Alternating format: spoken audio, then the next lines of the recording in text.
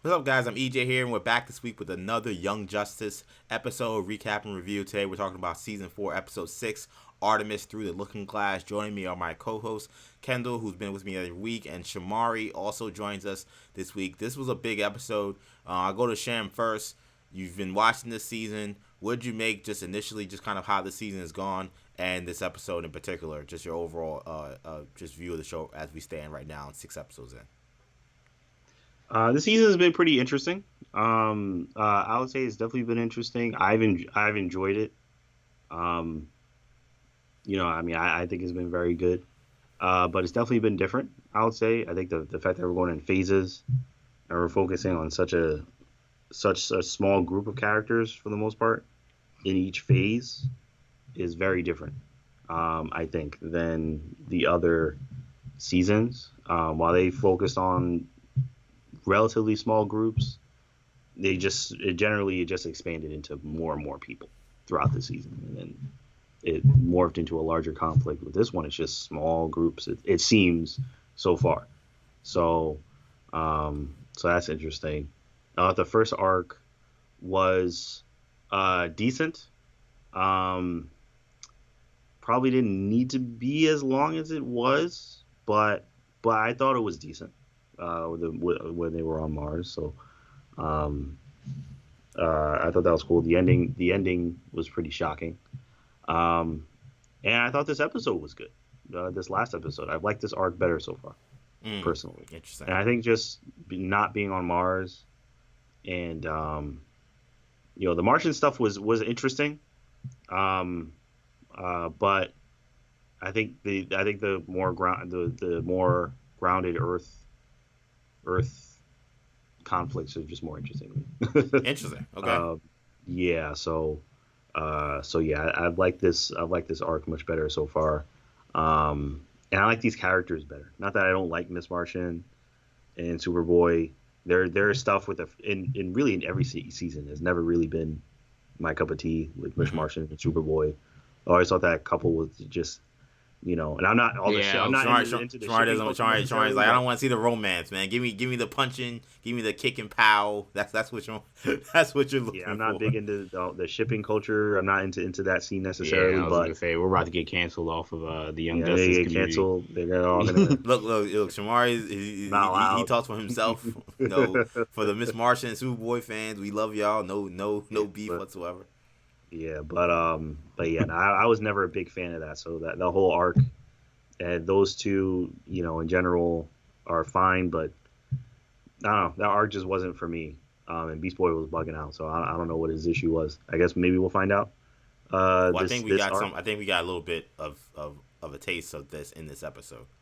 So yeah. I know we'll get a lot into that. I mean, Kendall, when it comes to this episode and kind of where we left last week, did it meet your expectations in terms of where you felt like the storyline was going, as we see Artemis seeking Jade's help and trying to figure out who she could trust between Cassandra Savage, who's the quote-unquote defected from the League and the Light because of her father's brutality, or Onyx Adams, who is defected from the quote-unquote defected from the League, due to kind of, now we learn a little bit more of her backstory as to why she's saying she left. She's saying that this has become a different League of Shadows under Lady Shiva and Deathstroke compared to Ra's al Ghul and Sensei.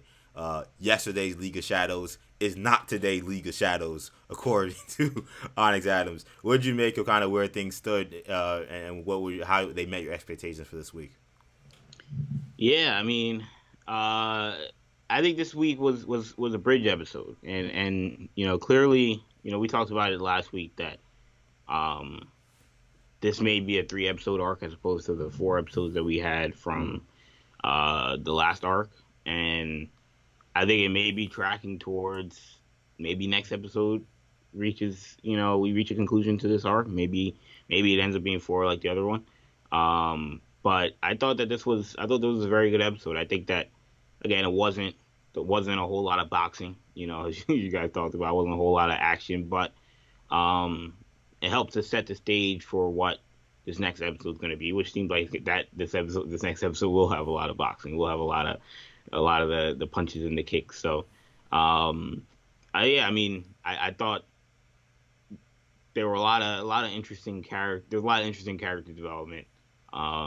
Reveals and different developments that I thought were interesting. And I think what we saw Greg Weisman, and we continue to see Greg Weisman's, I think, affinity for. He feels like a historian from an animation standpoint, a cartoon standpoint, and a comic book standpoint. He's there are a lot of different characters that kind of repeat previous iterations. Obviously, the Black Spider character is a character that we've seen before. That's Josh Keaton as the voice. I believe it is, yes. Yeah, obviously he worked with Keaton on Spectacular Spider-Man, so it's like almost like haunting to hear Keaton, an evil Spider-Man. It's the exact same voice he's doing. It's not like he's doing a different voice. He's just evil. Yeah. It's kind of haunting to see him kind of be an assassin, being that same. Right. And Black Spider's got he's based somewhat off of Spider-Man, so he's got the quick whipping things, but he's doing it in this kind of violent sense. We saw that a little bit in the Outsider season last season, and then we he was in this season. When you mentioned boxing, I would disagree. I think that there was a Gravedale action when they got to that scene inside of the haunted security kind of front that they have there, where they're holding these two. Where I thought we had a pretty decent fight scene. But you had Black Spider, you had Rictus in this kind of plot as we hear them kind of coming in. Lady Shiva saying, make sure you bring Cassandra back, and they're there to bring back Cassandra Savage. But that leads me to my first question here, because Orphan plays a big role in this kind of episode. She's in it a lot. She's kind of she seems very interested and very intrigued by this whole situation with these two people. We see when Artemis comes to relieve, spoiler of her, guard duties, she sees that, Orphan never left to begin with. And even while Artemis tells her to try to dismiss her, Orphan won't leave. So we know that she has a big stake in this kind of situation, considering her past with the League of Shadows, which is revealed in this episode. Of course, Orphan is Cassandra Cain, or in this, Cassandra Wuhan is what we're saying in this show, the daughter of Lady Shiva. I watched this episode a second time, and when I hear Lady Shiva tell Black Spider, make sure we bring Cassandra alive, part of me now makes me wonder, you watch it the first time, you assume they're talking about Cassandra Savage, but as you see the storyline play out and we see her kidnap Orphan, I wonder if she's talking about Orphan as opposed to Cassandra Savage. Maybe, could it have just been a coincidence? Is this a Martha situation like in BVS? I don't know. But I kind of really threw myself. Oh wait, that's right. Her name is Cassandra too, and she said bring Cassandra back alive. Well, that succeeded, and obviously with that her being her daughter, maybe there's a reason she wants her back in Santa Prisca. Did that cross your mind at all, Sham, as a possible kind of swerve there? So when who says because Lady Shiva tells Black Spider to bring back Cassandra alive. Bring Cassandra back alive. We're assuming at the time you're thinking it's Savage, right. Cassandra Savage, and then they end up taking Cassandra, aka Orphan. Right. And so now who? Well, then why did they want? But why did they want the other one alive? Why do they want Cassandra Sanders? Well, that's where the League of Shadows. That's the League of Shadows game that I'm wondering is being played, because this is obviously a very much a detective kind of whodunit mystery kind of situation that we're dealing with this story. So the story is pretty simple in the sense of that who can you trust between Cassandra Savage and Onyx? But to me, when I'm thinking of League of Shadows, I'm thinking that everything could be a double play, a triple play. So I'm watching things very closely. And when I hear this scene of bring Cassandra back alive, again, I'm thinking they definitely want Cassandra Savage. But, Black Spider is scrapping pretty aggressively with Orphan during that scene. He's fighting Orphan, he's fighting Cheshire. Is there a possibility that they want both Onyx and Cassandra to go back to Santa Prisca? Maybe I'm getting to theories early in this episode to do whatever they need to do. And in order for them to do that, they need the team, or at very least Artemis, to want to bring both of them back to Santa Prisca. You know what I'm saying? Like, it's very convenient that they got captured, quote unquote, in the place where Orphan would be, and where it would be easy for them to kidnap her. So there's just a lot of different things that could be at play. But when I watch that scene, that's something I think about. Yeah, no, that's an interesting theory. Yeah, I mean, I definitely think it's possible. I don't know. I mean, I'd have to see that played out. Yeah, that's how it is. What do you think? What do you think, though? Because I think we would need. I think I'd need more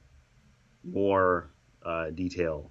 Like they'd have to show. I wouldn't say like a lot of flashbacks, but I need something to show. So what happened, right? Like, right. Yeah, and that's how a lot of these shows tend to do it.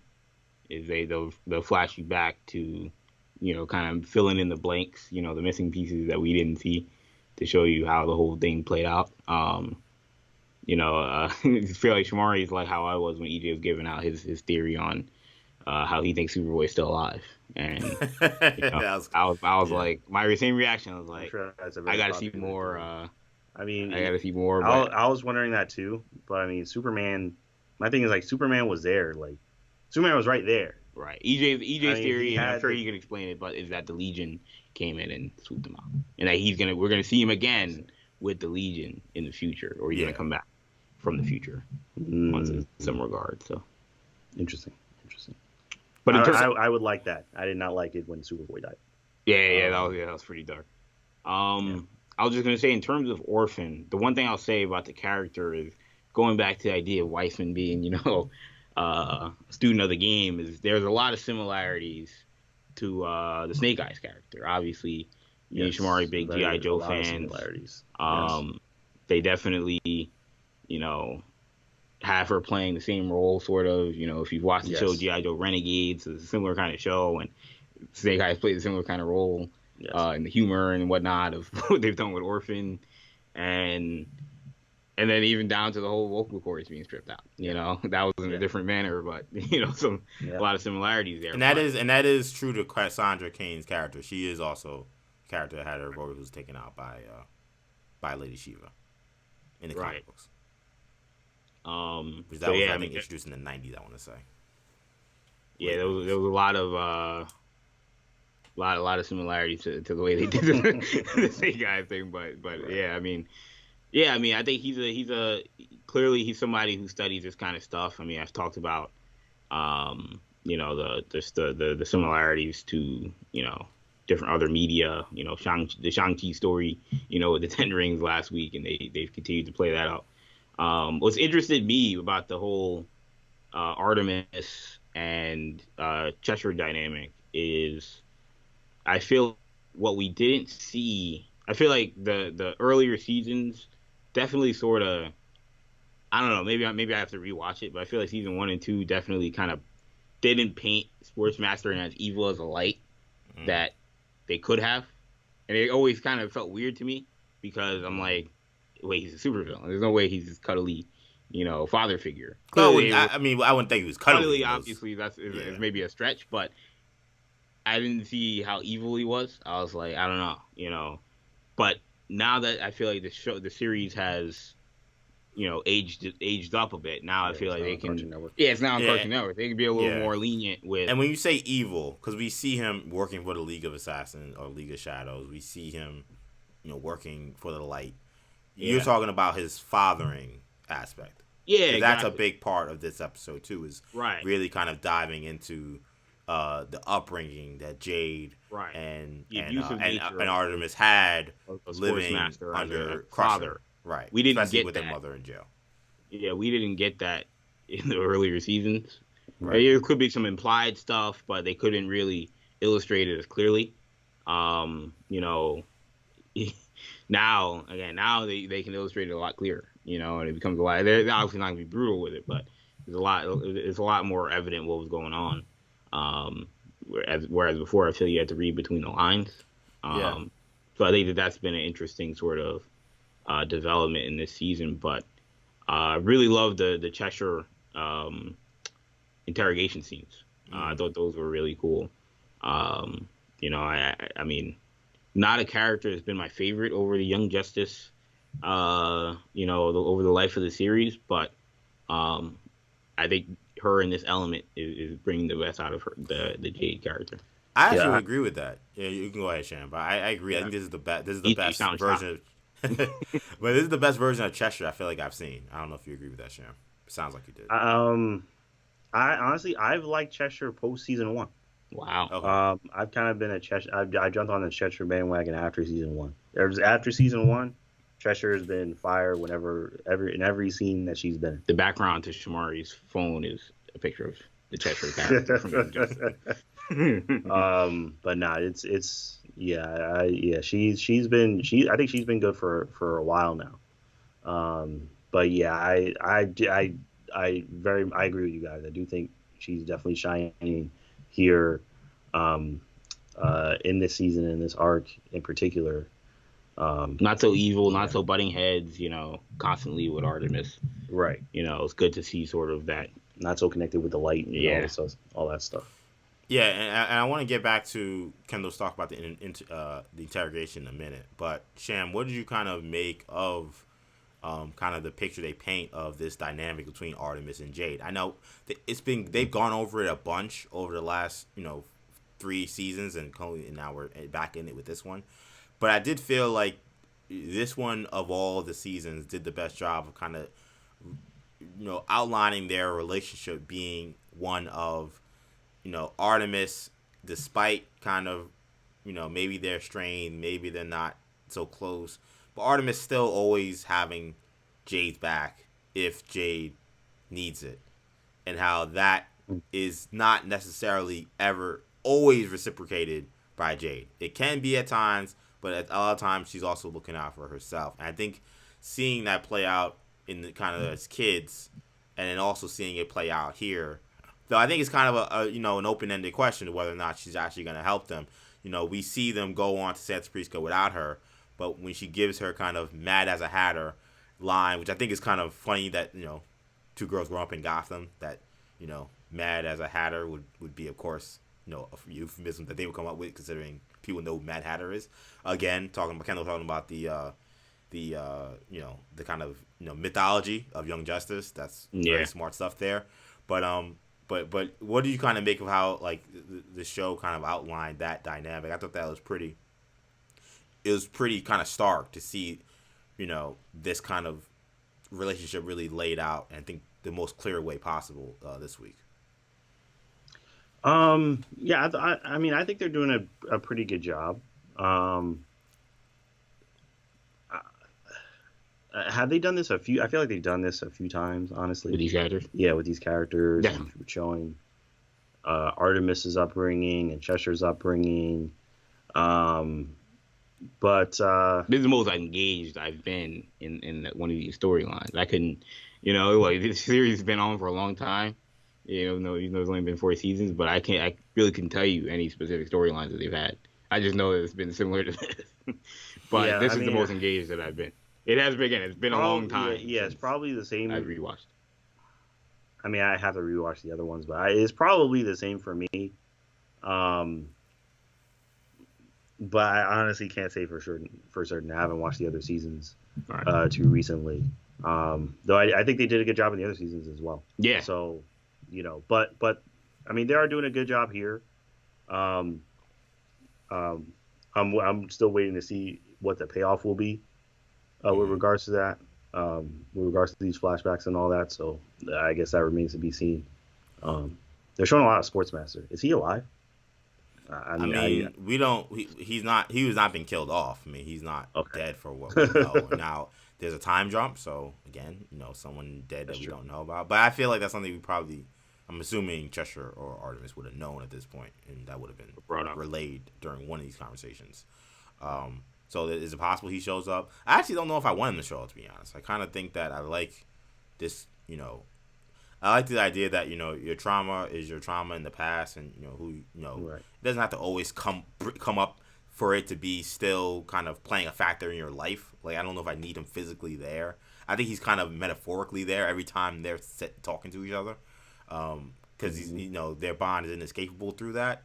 So I kind of hope we don't see Sportsmaster because honestly I feel like most of our Cheshire Artemis interactions, he's around. Like I think that like a lot of and in fact maybe that's why I feel like this one has worked was better than the other Cheshire stories that involve Artemis because it's not this overarching thing of like the dad being there, you know. And I really enjoyed just like seeing. I mean, it's sad scenes, but I've enjoyed seeing this Crusher that's actually not Sportsmaster. You know, we know he is Sportsmaster, but not in the hockey mask, not like on a mission. Like I like just seeing Dad Crusher, who's off duty, and how he's handling his kids and how he treats them. Like I think that has been way more telling for who he is as a father and why these two young women are the way they are than any scene where he's got the hockey mask on. I wanted to bring up a couple of like kind of like well, let's get back before we get to the Easter egg stuff. Let's get back to the interrogation. So Jade interrogates Onyx, interrogates Cassandra Savage. So when she's talking to Onyx, Onyx reveals that she is the granddaughter of Will Everett, the Amazing Man. A really cool kind of Easter egg in there, and Will Everett was a guy who was a black superhero. They created him in the 80s, but he came up post Cold War, and was kind of sabotaged prior to the civil rights era, and it ended up putting his family in danger because the president had revealed his identity. So the idea that she has this lineage and Jay doesn't know about it, kind of a little bit of like a kind of like an Elijah Bradley kind of story, or Isaiah Bradley story rather, that we saw in Falcon and Winter Soldier. So I kind of like that little nod there, but I think the simple question we still sit with in this day is, who do you believe? Onyx says, "Look, Cheshire, you were the inspiration. You leaving inspired me to think that I had a chance to get out."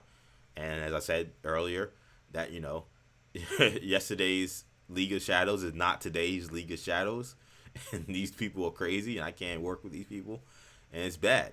And then you have Cassandra Savage's story, which is, look, my father is brutal. He lacks human emotion. He kept me away from my mother. He killed my sister. Like, these are just not the kind of people you'd want to be around. And very Gamora-like, right? Yes. Or I would even argue very it's like Gamora meets her sister, really. Nebula. Nebula. Yeah, it's kind of like a mix of both, honestly. Yeah, either one. Yeah, so I asked Kendall the question last week, and I think he didn't know yet, and he may still not know. But what I will say about it, real quick, is that I didn't really like this storyline. Similar to what we saw last arc. Very Scooby-Doo. Like EJ said, who did it? Classic. We've seen it before. Who's the one that's lying? Two people. Like I said, very, Mystique, X-Men. Who's the real, Mystique? Or who's Mystique? Who's the real one? But that interrogation scene made me like this storyline, because now I honestly I don't know. That's what I continue to say I don't know. But it's before it was like I don't know. I got to see more. Now it's like I don't know. I've seen more, and they're pretty convincing as storytellers. The writers are pretty convincing and throwing in little things to make you kind of be like, but they both have reasons. So I don't know. And I almost feel like, before I ask Sham what he thinks, I felt like last week they kind of made Cassandra come across way more, like you kind of wanted to believe her story a little bit more. Yeah, it definitely leaned her. And I think this week it kind of went the opposite. I think that you kind of wanted to believe in more Onyx because of Onyx kind of being very heartfelt about one, again, her lineage. She's a granddaughter of a superhero, but also kind of just like how she's been disgusted, kind of how it's been manipulated by Lady Shiva and Deathstroke, and just kind of how real she was. When what's the name says, "How do you find Artemis?" Like, are you kidding me? She didn't change her name. She's the same person. It's very easy to find who this was. So I kind of think this week made you sympathize with Onyx maybe more so than Cassandra, who I thought her story was very much kind of just the same thing we heard last week. So I asked Jam the question, who do you lean towards, or do you believe both of them are lying or telling the truth? What do you think in regards to who, if anybody, could be trusted in this situation? I feel like, of course, we've seen this before. this type of story before. Oh, We've absolutely. seen so many variations of it. She's lying. He's lying. I mean, I tend to think what I tend to see the most is they both think they're telling the truth. There may be some kind of mind control going on, Right. some kind of something like that. So yeah. I was just gonna say the only reason why I just said something was because the last time we had a mole situation, you had a person who didn't know they were a mole. I mean, Will, formerly Roy Harper, Red Arrow, and they actually mentioned that I think in the last episode. Right, yeah, and they talk about we had mole situations before, but it's kind of funny that I think you make an excellent point, Sham, because like the show is like forcing you to take these people at face value and say, okay, who do you trust? But the show could always flip everything on its head at any given moment. We had the whole thing in season 1 of Who Do You Trust, and it was just somebody who, there were a few signs that maybe they were a little weird, but it was something that they was something that in terms of their cloning that allowed them to do things that we didn't see on air, quote unquote. You know what I'm saying? So there's no reason here where you don't have a mind control situation or something that could make these people seem like they're telling the truth, but one of them is in fact working for the League or working for the Light. Mm-hmm. Yeah, absolutely. Yeah, so I mean, I tend to think that maybe something like that, or they're both telling the truth, but someone's being used. If one of them is lying, I would probably lean towards Onyx being the one that's lying.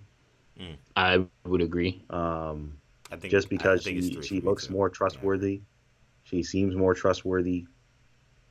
That's always the red flag. Yeah, that's always the red flag. Yeah, to me. So I think EJ might be onto something that they may both be evil. Honestly, I think if I had to pick one, I think I might say that they're both working together. And then working against the team. That's kind of my initial read of it. Especially since every week we keep hearing someone make the suggestion that we should just either kill or get rid of both of them. Right, Roy which I mentioned last week. Was a good idea. Cheshire said it this week. Like I think that also could be the creator saying, don't trust either of these people. Probably getting rid of both of them would be the best idea. But of course, Artemis is a hero. She's not gonna throw someone who's basically throwing them into the wolves essentially as their wanted women. So yeah, I think I lean right now towards I wouldn't trust either, but we know Artemis is good heart. She's not gonna again just lead them off to the wolves. I want to bring up one last bit of kind of housekeeping when it came to kind of Easter eggs before we get into the Beast Boy storyline to wrap up. So we introduced to Artemis's. She then for the first time identifies him as her boyfriend rather. When she meets Jade in the park. So it's Jason Bard, who actually was in an episode. He was actually in that great episode from season 1.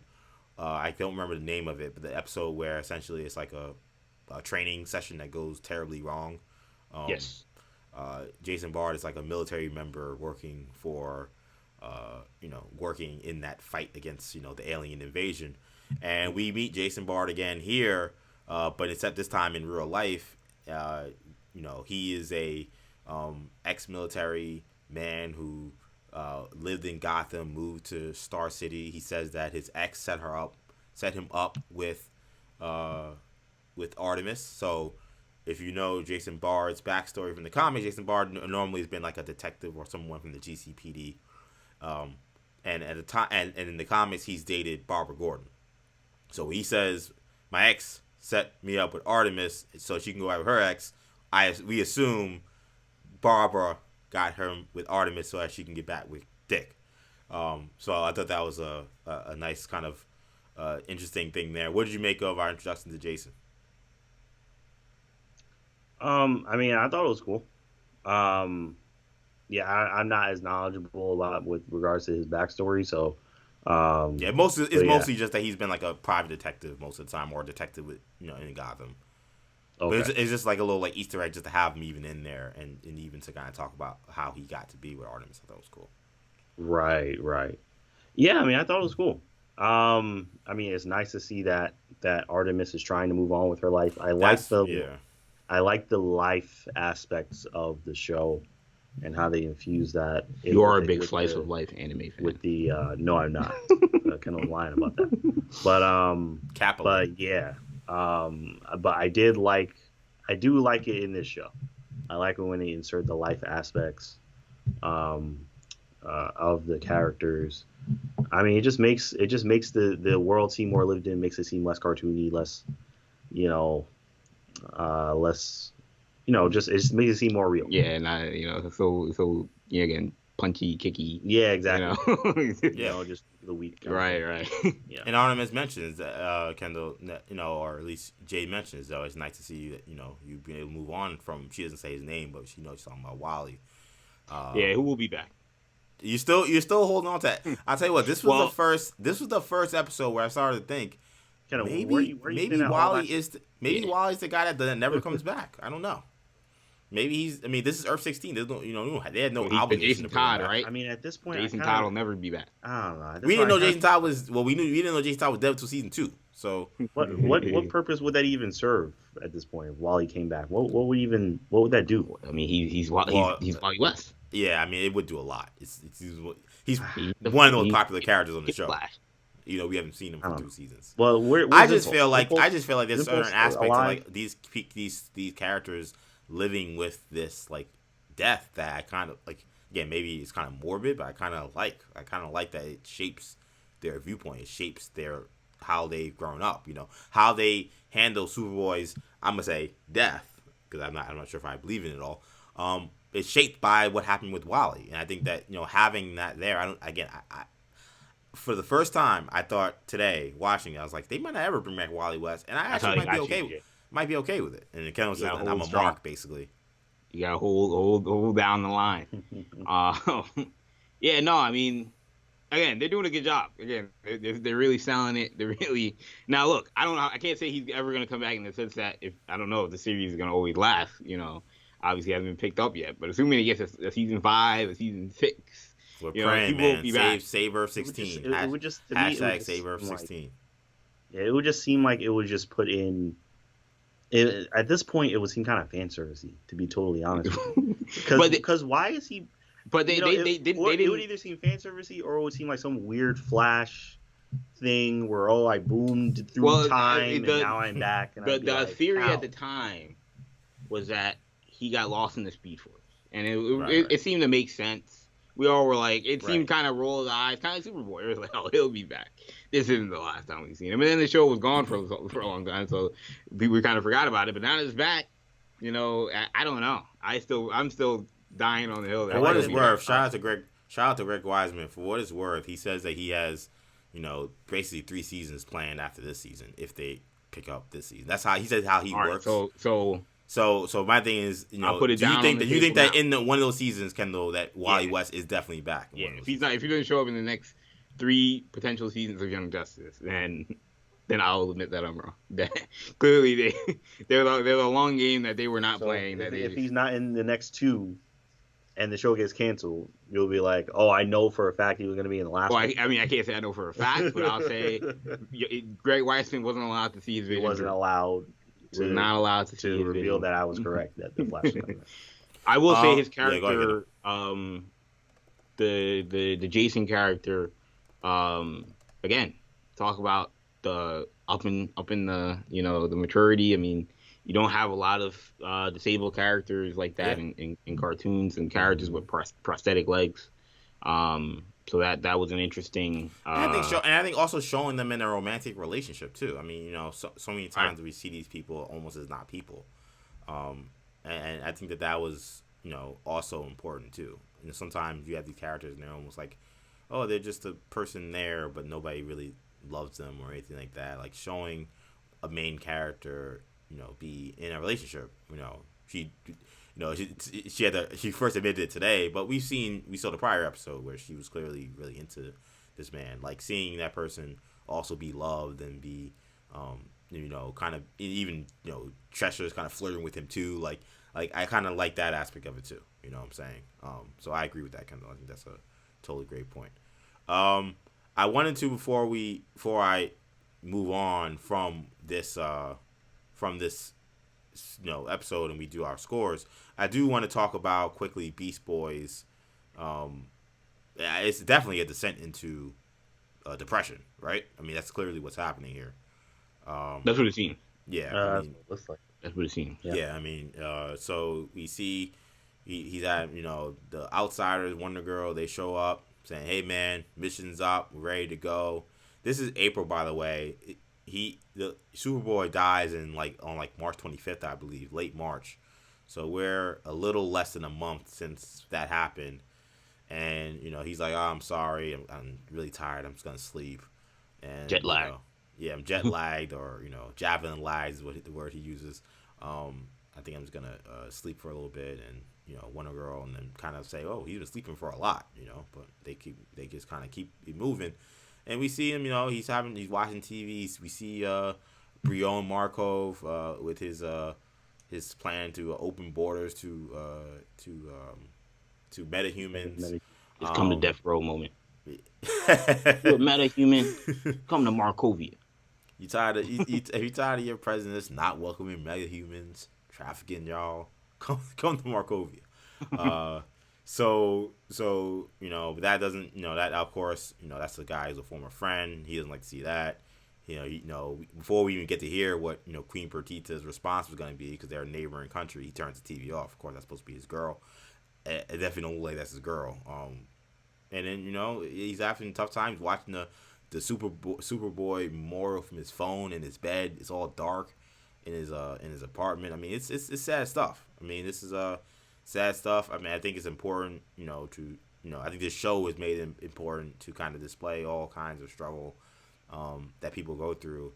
I guess, what have you guys made of kind of just what the place they're taking Beast Boy to in this season? Somebody who we're so used to seeing be so happy, so jovial, so kind of just like, he's always kind of like a positive spirit and a positive character. It's kind of a definitely a kind of a great juxtaposition to have him, struggling right now with how bad things are going. Mm-hmm. Yeah, I mean, it's interesting. I'm wondering where they're gonna go with it, or if this is just what's the story is. I mean, it's definitely not something what's the punchline? I'm not going that far. But yeah, I am wondering, where they plan to go with this story. Yeah. So we saw he was having like the visions on Mars when he was in the tunnel. He's having visions of like Brion and stuff. Yeah. Like, he's clearly still very messed up by what happened. So I guess that was giving us kind of like a clue into didn't who was it that one of the League that like told him what was going on, but they pretended to be Miss Martian. The Legion. Oh, that was Saturn Girl. Yeah.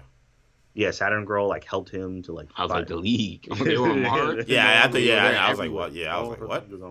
But yeah, someone from like the Legion. Yeah, Saturn Girl helped him like find out what was going on with him, but I guess he's still. And Saturn, and what I said earlier in this season, Sham, was I said a couple episodes ago that Saturn Girl made it clear to him that like I solved whatever physical ailment you were dealing with from the brain blast, but any emotional distress that you're still dealing with has to be dealt with through talking to somebody, through counseling. Mm-hmm. We see he's not doing that, so we see he's kind of just toiling kind of in his own way. And unfortunately for a lot of people, this is kind of how these kind of issues can kind of manifest. Mm-hmm. Yeah. I mean, it's sad to see, but I think we gotta see where it goes. We gotta see what happens. Yeah. I mean, again, obviously not the most fun storyline. You want to see the Outsiders as a team again, but like Shamari said, the story they want to tell. I'll trust Greg Weisman to play it, let him play it out. We see where this goes. Like you say, clearly what was happening on Mars to some degree, at the time it seemed a lot of it was based on his inability to hide his thoughts, on Mars. But there seems to be like there was some some extra baggage, some shrapnel that was there as well that's been left, and he's having to deal with that. So yeah, it's been an interesting side plot.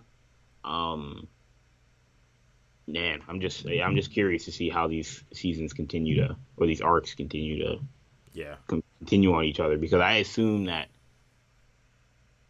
whatever they continue to show, like with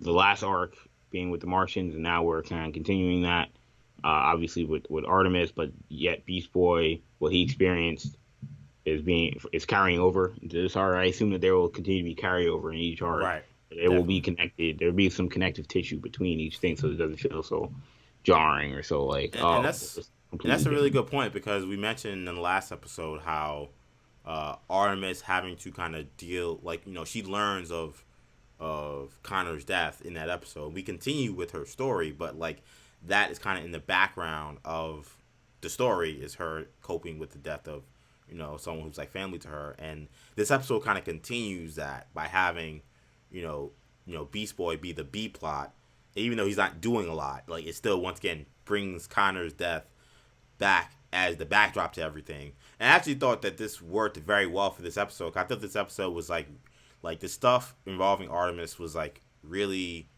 good and really intense, and like I wanted to like really focus in on it. So I think it was good, like, that the B plot was not something that was very hard to follow. It was something very simple. It was very dark and very bleak, but I thought it was a perfect muted story to be the B plot. And man, I hope Beast Boy gets out of it, because obviously we all love Beast Boy, but it's he's going through a rough patch. The Greg Sipes thing still continues to be awkward for me. I won't say it bothers me, but it's just awkward, because like you say, he's playing a very different Beast Boy than he did in Teen Titans, or obviously he does in Teen Titans Go. So it's like a bizarre. Weissman has shown it, like just like he mentioned with Black Spider. I mean, he's not afraid to use these voices that are associated with certain characters, and I think in some ways it presents kind of unique challenges for these actors. I'm sure they're really excited about. And like for me, I love it. I know you're kind of like, ooh, I don't know, but I certainly have digged it. Let's do scores for this week. So I'll go to Sham first. What do you make out of 10 for this episode of Young Justice? Episode 6. This is Artemis Through the Looking Glass. I'll give it an 8 out of 10. Solid episode. Had some decent action, some good moments with Cheshire. I do like these Cheshire centric, more Cheshire centric storylines post season 1. So, yeah, I mean, I'm on board. I'm invested. I'm interested to find out who done it, as Kendall would say. Yeah. So to find out what's going on, find out who's lying, who's telling the truth, find out what's going on Santa Prisca. So yeah, I give it an 8. It was a solid episode. What about you, Kendall? I give it an 8 as well. I'm in the mood of copying Shamari today, so riding the coattails. I gave it an 8 as well. I think this. I want to say, I don't know if I've given it an 8 yet. If I have, then probably I don't think I've given anything higher than 8. But yeah, no, I think this was a very good episode.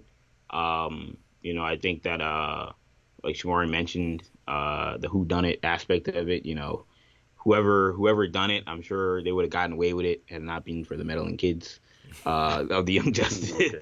But no, I mean it's been a very good season so far. Thoroughly engaged in this arc. I will say, like we said with the last one, I don't know how many more episodes this arc needs. Personally, well, I think I heard that the Zatanna. I think the Zatanna story starts in episode 9. I saw. So if this is 6, then we'll have 2 more episodes with the Artemis storyline before we get to the Zatanna storyline. Well. We're not gonna find out. No comment. Who done it until episode 8. Well, we can find out who done it, but maybe the next episode. Yeah, but then exactly. We'll see how this maybe progresses. them trying to figure out how to win. I guess Yeah, there may be a final battle, mm-hmm. Whatnot. But this is such a long season that we'll see how these things play itself out and how they're paced. But that's that'd be interesting. It makes me wonder how long is the Tana arc. You know, is that going to be 3-4 episodes? You know, now it becomes really interesting.